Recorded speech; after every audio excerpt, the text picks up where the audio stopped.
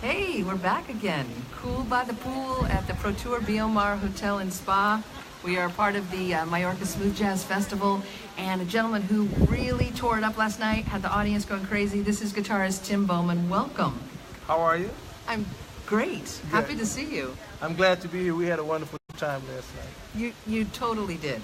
It was really fun to watch you. I haven't seen you for a few years, and all the new music that you added, yes. and you like to get into, you go from romantic to bluesy, don't you? Yes, I love the blues and I love the romantic stuff too. Then I love the party time stuff. So. Did everybody have fun last night at Tim's? Yeah.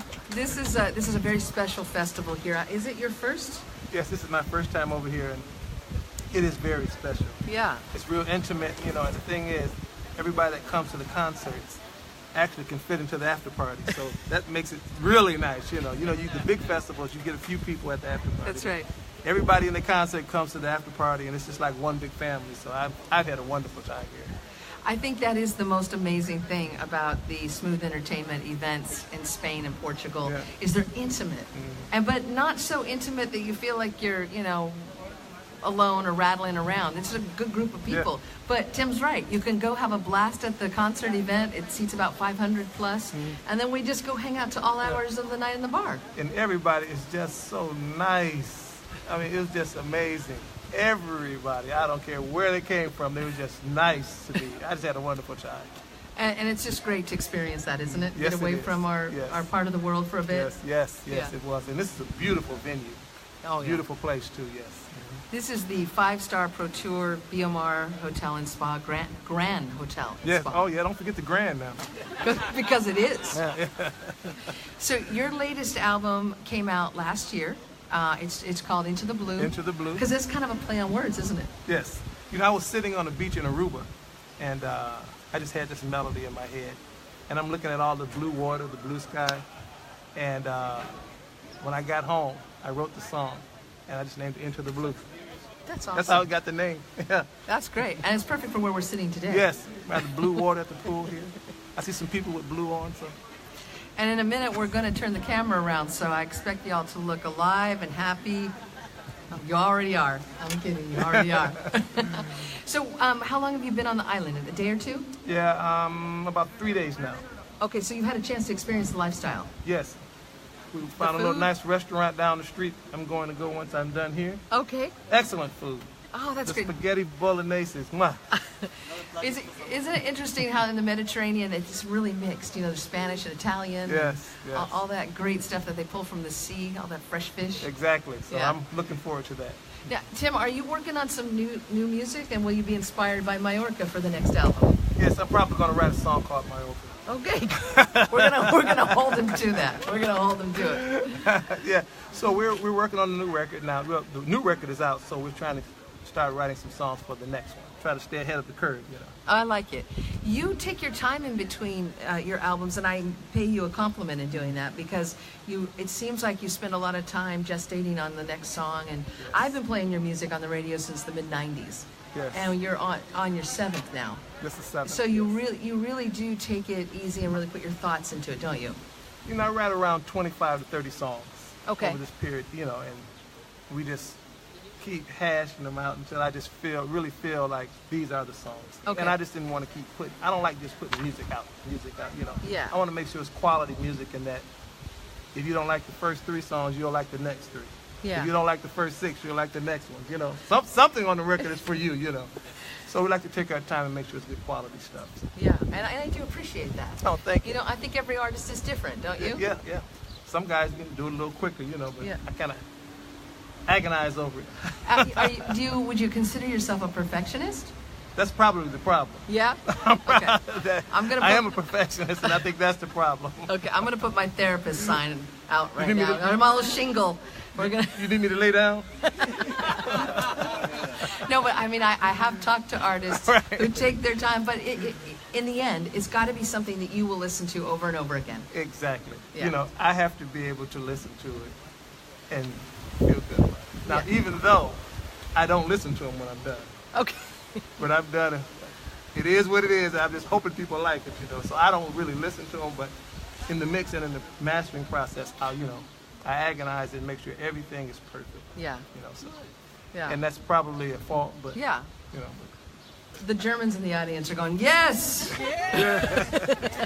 So you know, when you're doing it, I know every instrument. I know where everything should be. I Yeah. know how loud it should be. Yes. You know, if it's sonically right, if the guitarist or the vocalist is sonically right. Yeah. You know, I just want to make sure it's perfect.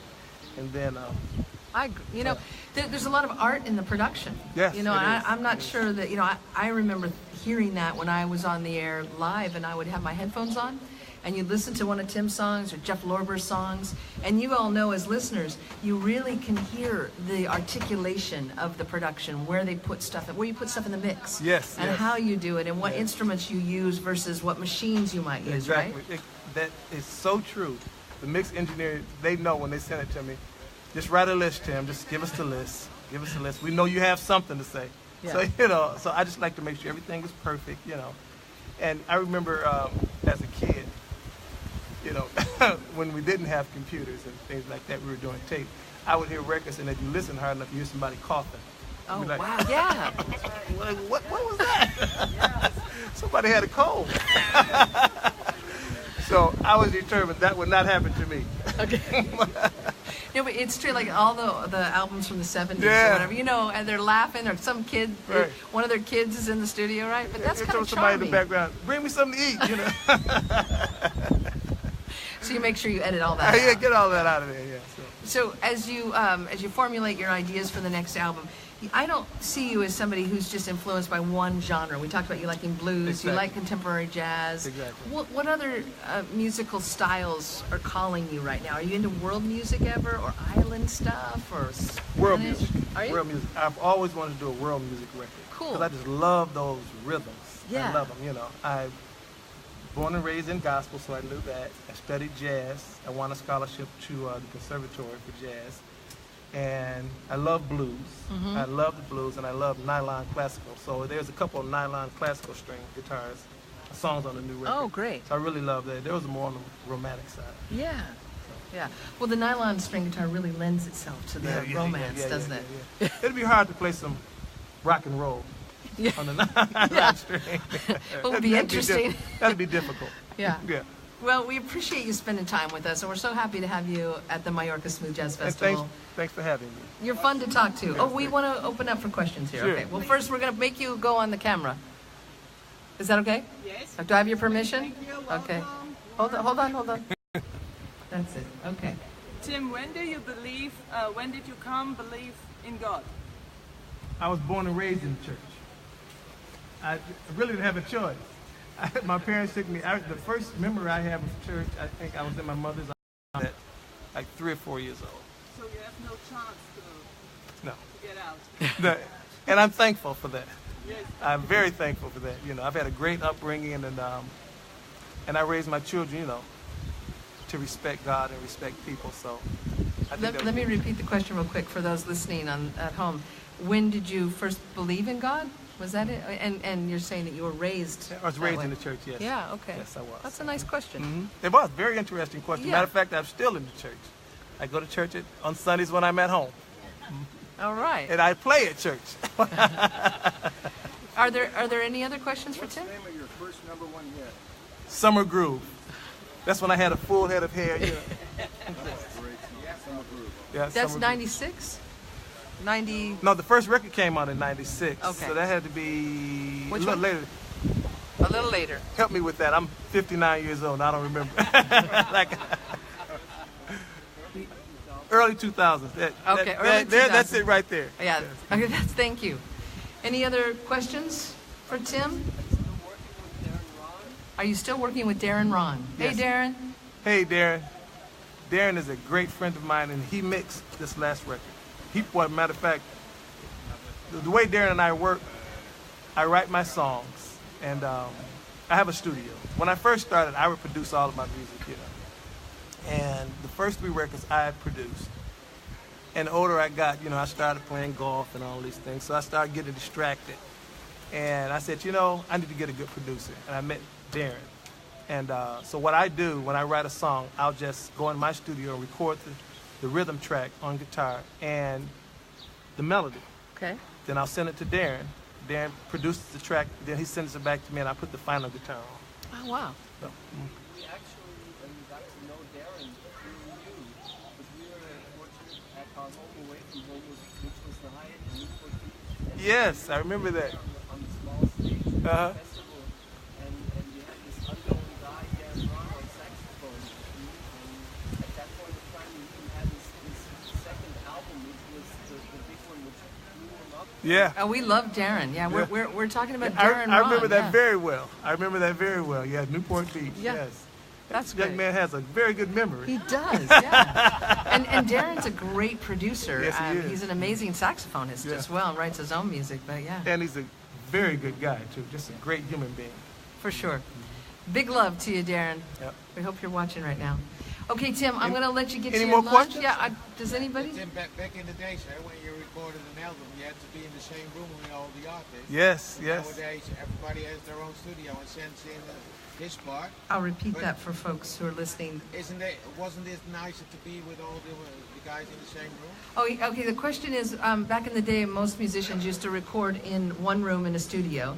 And does he prefer that over today's style of recording separately and sending the MP3 files or WAV files, right? Back in the day, he's correct. Everybody would be in the same room. But in that time, you would get a lot of spontaneity. You know, you would have the chart sitting in front of you, and then somebody would say, oh, let's try this.